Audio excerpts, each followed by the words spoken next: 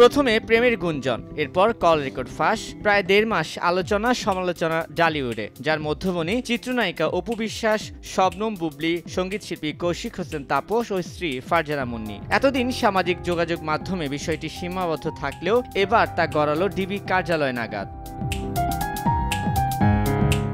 মঙ্গলবার দুপুরে অপু ও তাপসকে নিয়ে বৈঠকে বসেন ডিবি প্রধান হারুনুর রশিদ। এরপর কার্যালয় থেকে বেরিয়ে গণমাধ্যমে মুখোমুখি হন তাপস অপু, খোলাসা করেন যার যার বক্তব্য।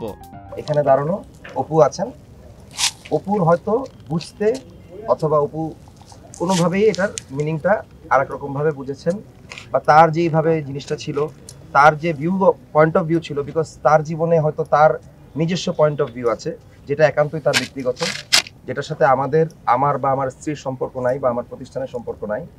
কিন্তু আমরা যাকে নিয়ে কাজ করছি সেই ব্যক্তির সাথে হয়তো তার প্রিভিয়াস পার্সোনাল ইস্যুজ আছে। যেহেতু একটি টেলিভিশন চ্যানেলে, এবং চ্যানেলটির নাম চ্যানেল 24, আমি সেখানে উল্লেখ করেছিলাম, হয়তো এখানেও আপনারা আছেন, সেই চ্যানেলটিতে একটি অডিও ভার্সন যায়, যে ভার্সনটি এডিটেড যায়, যেটার ব্যাপারে আমাদের ইন্টারভিউতেও ঘোর আপত্তি ছিল এবং এখনো ঘোর আপত্তি থাকবে, কারণ এই ধরনের অডিও ভবিষ্যতে কেউ যেন প্রকাশ না করে। ব্যক্তিগতভাবে আমি তাদেরকে চিনি না, তবে কাজের জায়গা থেকে তাদেরকে আমি চিনি এবং তাদেরকে আমি যথেষ্ট পরিমাণ পারিবারিকভাবে সম্মান করি। নায়িকা হিসেবে নয়, যেহেতু কাজ করিনি, বাট পারিবারিক হিসেবে তাদের সম্মান করি।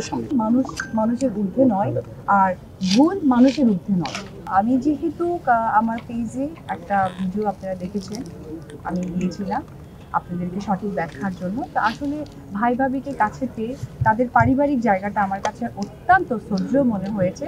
তাদের শ্রদ্ধার জায়গা থেকে আমি মনে করি এটা আমি আজকে ডিলিট করে দেব। আলোচনা শেষে গণমাধ্যমে কথা বলেন ডিবি প্রধানও, বলেন তাপস অপুর মিলমিশ হয়ে গেছে, মূলত কিছু সাইবার ক্রিমিনাল তাদের বিষয়ে বিভ্রান্তিমূলক খবর প্রচার করেছে। আমরা আজকে দুই পক্ষকে ডেকেছিলাম আসলে বিষয়টি জানার জন্য। কিছু সাইবার ক্রিমিনাল তারা ফেসবুক অনলাইনে এসে তারা বিভিন্ন নাম ধারণ করে তারা এগুলি বিভ্রান্তমূলকভাবে প্রচার করছে, তাদের পরিবারকে হেয় করছে।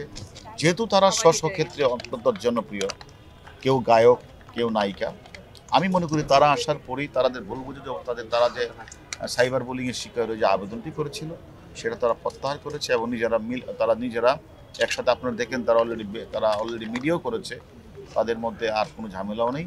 গত 4 নভেম্বর ফারজানা মুন্নির এক ফেসবুক পোস্ট নিয়ে জল ঘোলা হয় অপু, বুবলি ও তাপস পরিবারে, যদিও পোস্টটি কিছুক্ষণের মধ্যে সরিয়ে ফেলা হয়। এরপর আসে কল রেকর্ডের ঘটনা, যুক্ত হয় নানা নাটকীয়তা। এরপর 17 ডিসেম্বর ঢাকা মেট্রোপলিটন পুলিশের গোয়েন্দা শাখায় অভিযোগ দাখিল করেন তাপস। সেই অভিযোগের প্রেক্ষিতে অপু ও তাপসকে নিয়ে আলোচনায় বসেন হারুন।